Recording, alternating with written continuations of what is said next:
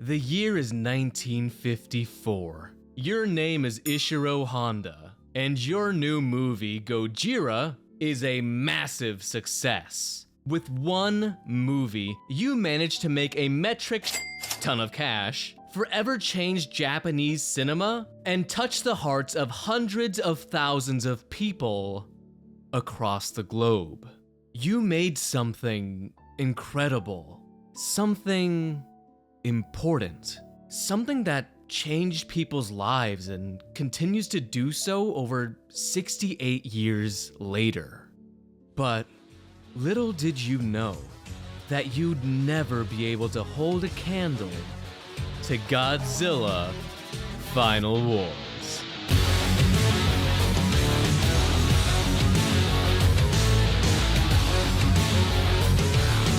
Bro, this movie lit. Never in a million years would I have thought that a serious movie about the consequences of war would lead to another movie that doesn't give a f about you, doesn't give a f about your feelings. Here's some f***ing kung fu.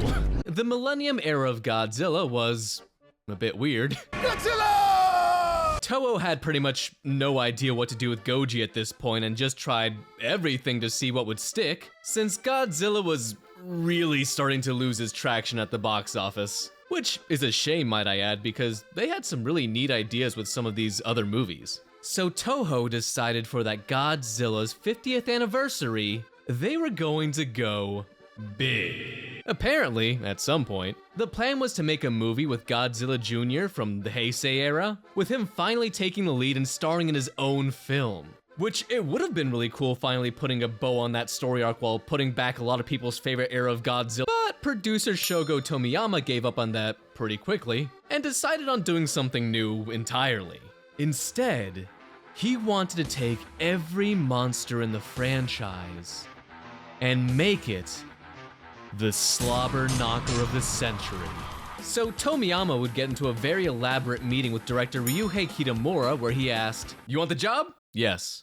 "Done." "But Justin, who is Ryuhei Kitamura, you ask?" Well, he just so happens to be God to us peasants. This man's movies are something special, man. Having a very specific style that leans pretty heavily towards the silly, or dare I even say, the goofy. To put it into perspective, right? He's most well known for his feature film debut, Versus, a movie the Rolling Stone described as the Evil Dead on crack. So if that doesn't set the tone, I don't know what will. God, I wish you could have seen the brick I left in my pants when I was looking through IMDb and I saw he directed Sky High before realizing it wasn't that one. He was very adamant about his vision, telling Tomiyama that he thought the last few Godzilla movies sucked eggs, and if he was going to take the reins for this movie, it had to be his vision. Which Tomiyama just said, "F it," and let him do his thing. And so, production on Godzilla Final Wars would begin. Since they couldn't just have an all-out brawl the whole time because money, they decided to include a new group of aliens inspired by the aliens from Invasion of the Astro Monster called Zillions. Yeah, they didn't even try with that one. And since Kitamura was a big fan of the old Showa era movies, the list of returning monsters would all come from there. Well, with one notable exception, but we'll get there. Speaking of returning cast, this movie saw a whole bunch of actors from Godzilla's past return for one last hurrah, knowing that Godzilla would be going away for quite some time afterward. But of course, we got some new cast members as well.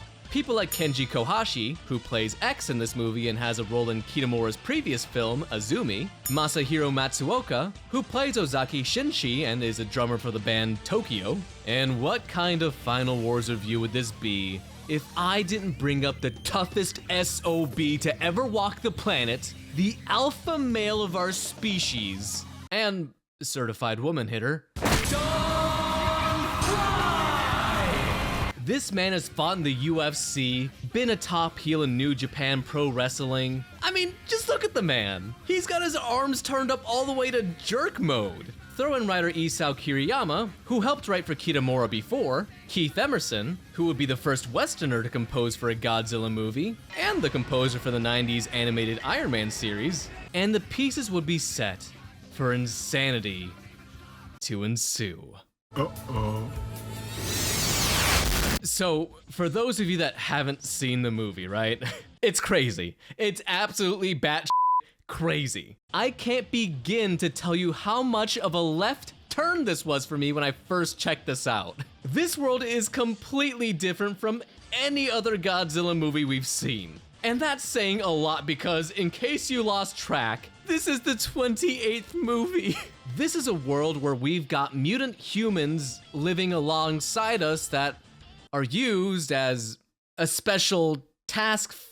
They're X-Men, just call them X-Men. And Godzilla goes around opening cans of whoop-ass on these sorry-ass monsters. Plus, they make him such a tank in this movie. Seriously, no other monster even comes close. Like what? Are you really gonna tell me that Dogura can eat a motherfucking meteor to the face and completely no-sell it? You've also got this one mutant guy and Don Fry straight kicking ass and hitting a bunch of cheesy-ass one-liners. Sorry, I'm a vegetarian. Hilarious. X is also up there as one of my favorite characters in this movie. He is completely over the top and goes on these baby fits whenever one of his monsters gets completely obliterated by Godzilla. The whole plot revolves around the Zillions taking over the Earth and releasing the monsters they captured like 2 minutes ago to wreak havoc. But humanity still has its greatest weapon in Godzilla that is released from its icy prison that the Gotengo put in there like an hour earlier, by the way, which just angrily chases after the Gotengo, which ends up taking it around the world to destroy all the monsters. No cap, bro. From there, it is just a straight bloodbath. Godzilla sees Gigan and goes, lol, lamau. I'm not even sure you can really call the Kamakuras and Kumanga appearances here as screen time. King Caesar uses Anguirus as a soccer ball? And is that Godzilla being a goalkeeper right now? And of course we gotta talk about what this movie is known for.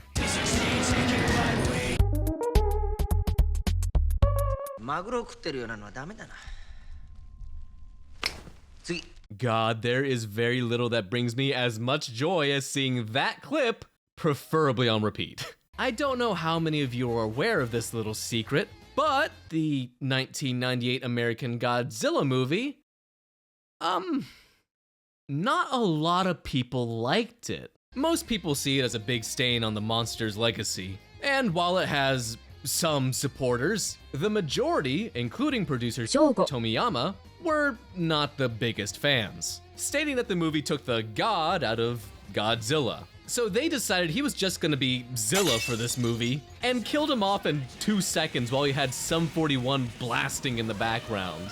And it's worth noting that this monster is the only one that's entirely CG.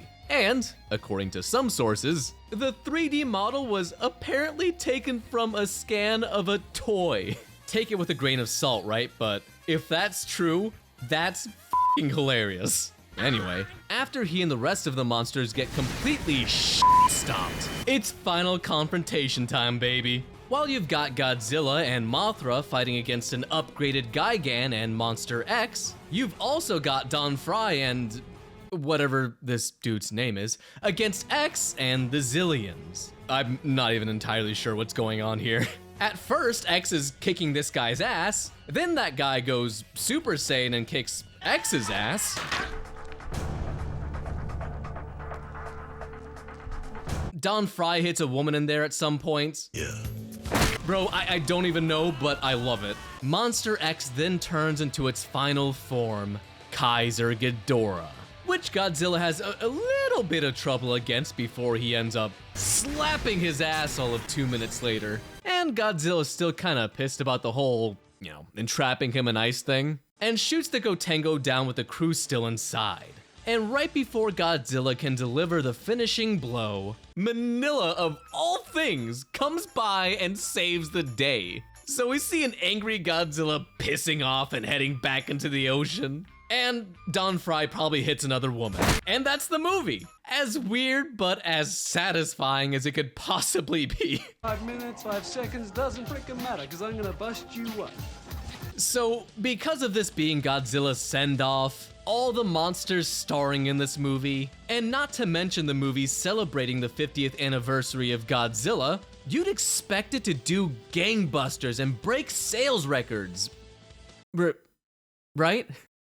Well, the movie didn't do so hot. Being made on a budget of 1.9 billion yen, which was the most expensive Japanese Godzilla movie at the time, it would only end up making back 1.2 billion yen at the box office. Not to mention, it's also the lowest attended Godzilla movie ever since Terror of Mechagodzilla. You know, the one people remember as that one Godzilla movie that nobody went to see. At the time, it got fairly positive reviews, but wasn't setting the world ablaze. Some critics especially seem to be pretty unimpressed by the majesty before their eyes. If anything, it was most remembered for being the movie that got Godzilla his Hollywood star. A lot of people thought it was cool, but had a general air of what the fuck that they just didn't vibe with. The thing is, that's precisely what it was going for. Listen, we can't take a movie where we got Matrix-ass motorcycle fights too seriously now, like, come on. Like, I swear to God, I did not add these sound effects. Nowadays, it's become a lot more respected for what it is. A dumb fun movie celebrating the legacy of Godzilla over the last 50 years. And when you go in with that mindset, it's a lot of cheesy fun that, despite being a massive departure from the original vision, I enjoy a lot. I also love my schlock though. And while Godzilla's send-off might have gone with a whimper initially, it seems like it's finally getting the attention it deserves. So if you haven't checked this one out yet, I recommend it. Whether you want to admit it or not, this is what peak cinema looks like. And I feel it my responsibility to make sure this gets more eyes on it. Plus, it's really just a lot of fun. Real quick, gotta give some shouts to Big Action Bill for making a killer video on the history of this movie that covers way more than I did here. So if you want the whole story and somehow haven't watched it already, I'll leave a link on screen and in the description. Aside from that, thank you all again for watching, and I'll catch you on the next one.